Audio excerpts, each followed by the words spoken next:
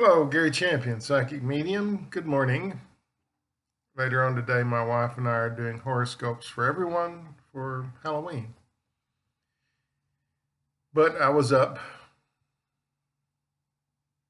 and got sort of an original idea. It just came to me. I was meditating and sort of popped into my head, and I thought, well, that's maybe it's not earth shattering, but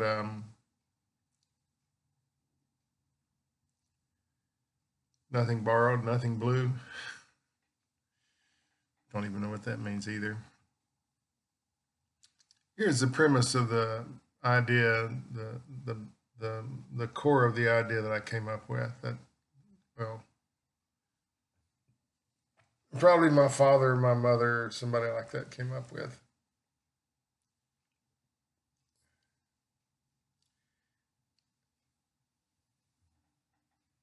Most people are an act.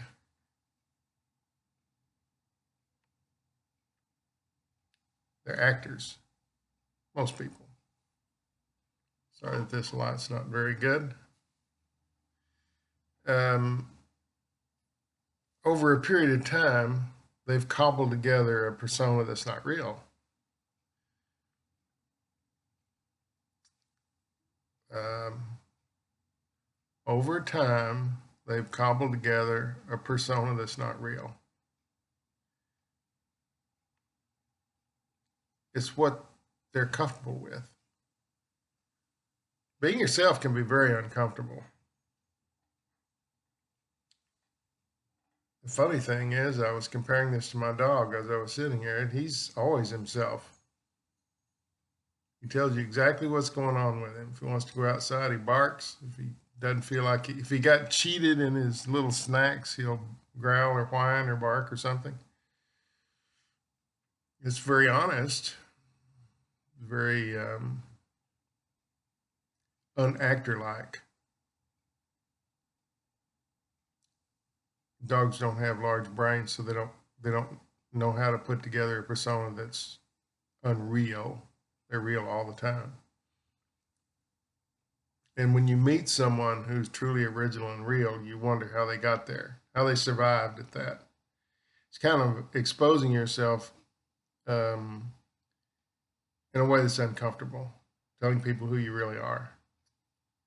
So most people, they're doing an act for you. Dun, dun, dun, dun, dun. It's show business. And over the years, they picked up phrases from other people and from movies and from people they met, travels they've done, little bits of persona that they've cobbled together, just like you would a um, up at the end of the street. There's a wall that holds back dirt that's just been cobbled together. It's just rocks and a little cement. Works pretty well, but it's cobbled together.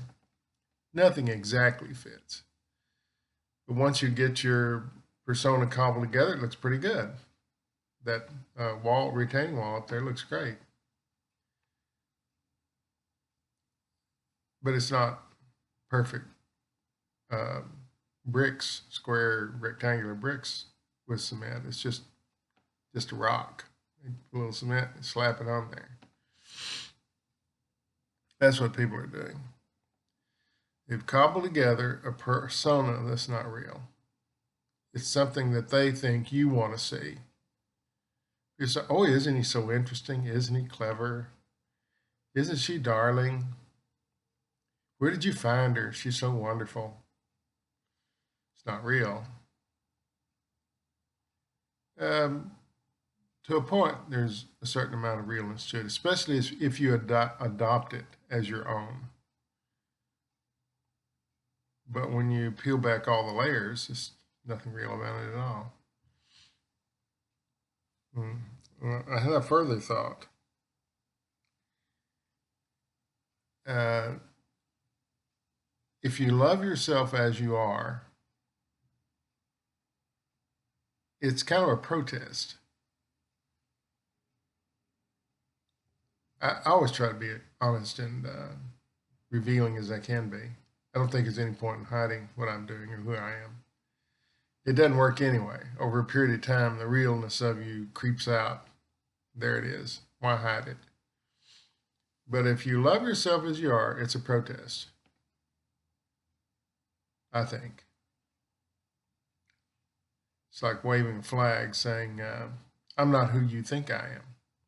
I'm somebody else.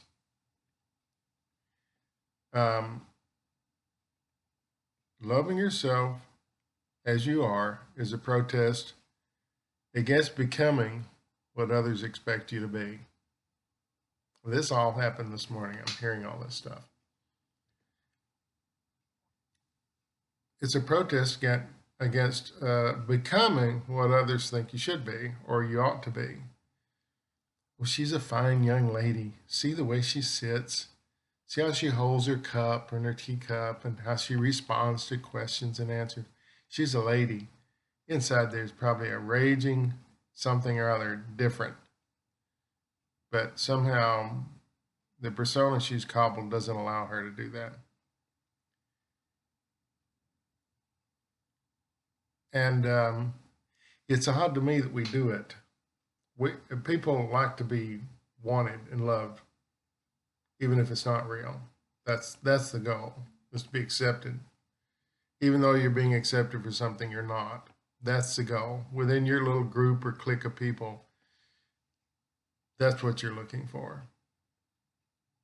To be outside the norm means you don't have a group, except outcasts, the outcast group. You can compare it to rock and roll. They're actors. They're staging a show, but one-on-one interviews, probably not. And I'd run across this album that the Rolling Stones had made recently, Lonesome and Blue, and it's a totally blues album. Has no rock in it or pop or anything else. But the Rolling Stones are a blues-based band, always were, always will be, I think. Even though they did a little disco-y crap, I think, in the 70s, that doesn't hold up. They did a real blues album. They just pulled out some songs that they knew and hacked them, and the guy said, let's make an album, let's put it out. And then I saw an interview by a British girl, English girl, and noticed how original he was reacting to her questions. He wasn't hiding who he was. He seemed to be straightforward. Of course, worth $1 billion. You can afford to be that way if you have $1 billion. And then I got the idea. I know it seems strange, but this is all this morning. Then I started looking back at some old interviews of Mick Jagger to see if this persona that he's using to engage this young woman in an interview with now is close to what he originally was. Yeah, it's pretty much the same guy. You go back to the beginning, you ask him a question, he comes right out with what he thinks. He's not, doesn't seem to me, well, why would he cover it? It's rock and roll. They're outcasts to begin with, or were in the original sense.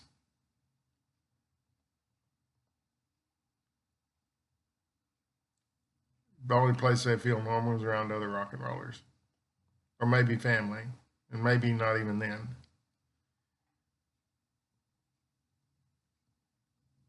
But went back, decade after decade. I didn't watch all the complete interviews. I'd be here all day. But I went back to the '60s when they first formed, and the interviews sound pretty much the same to me. Same voice, same inflection, same honesty, same clearness of what he wanted to say, which is remarkable just from the drug intake these guys took to put together a coherent sentence would seem hard for me to do. Anyway, so we're living in a world of groups of people who choose to keep themselves anonymous in order to fit in. And then along comes some crazy person saying crazy things all the time. And we admire them. and say, look at that guy. Look at what he's doing. I wish I could be like that. The person that's revealing who they are in an outrageous manner is probably in touch with who they really are.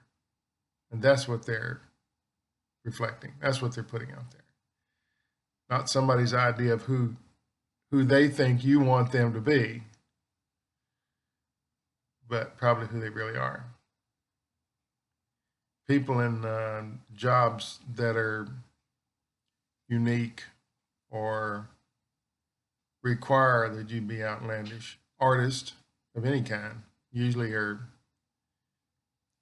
someone saying temperamental, but very revealing in why they're doing what they're doing, how it ended up, why, if they know themselves. And sometimes artists don't know why they're doing it.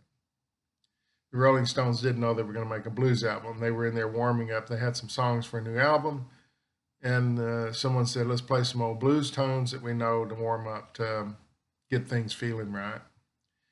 And we got to the end of it, and Mick said, do you record that? And he said, yeah, this is really good. So they decided to make a blues album. It just happened organically like that. It wasn't thought out, which are the best things. And random encounters with unique, original people who are not hiding who they are very refreshing and enlightening. So that was my thought this morning.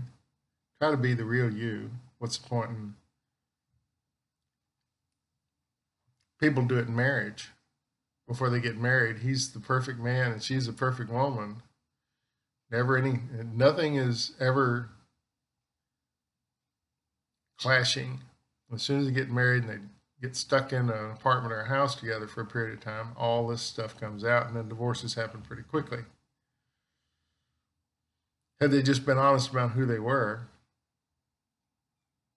they wouldn't have married that person in the first place. They would have found somebody that's equal, at least in temperament, to who they are, which is a key to a good marriage. Billy Crystal said it's just that one thing, and it is.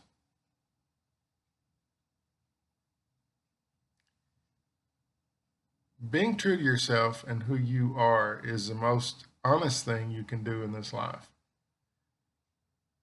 Cobble together a persona that is not you and present that to the world, and everything you're doing through that persona is pretty much a lie.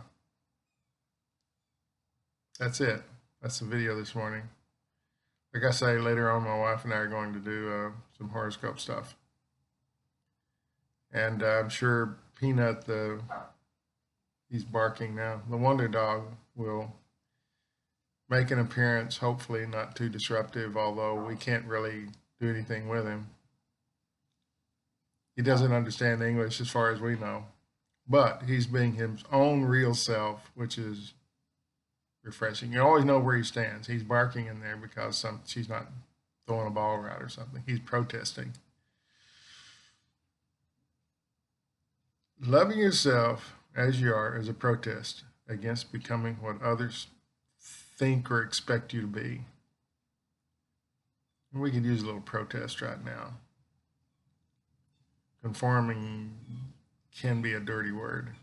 I've never done it very well, although I've tried to conform and to be that person that people thought I should be, but it just doesn't work. I have a loose tongue and I pretty much say what's on my mind. There aren't a swarm of people knocking on the door to be friends,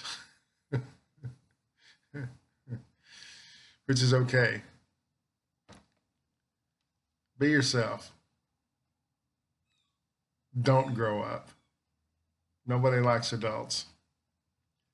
No fear, no regret, no anger. Thanks for watching.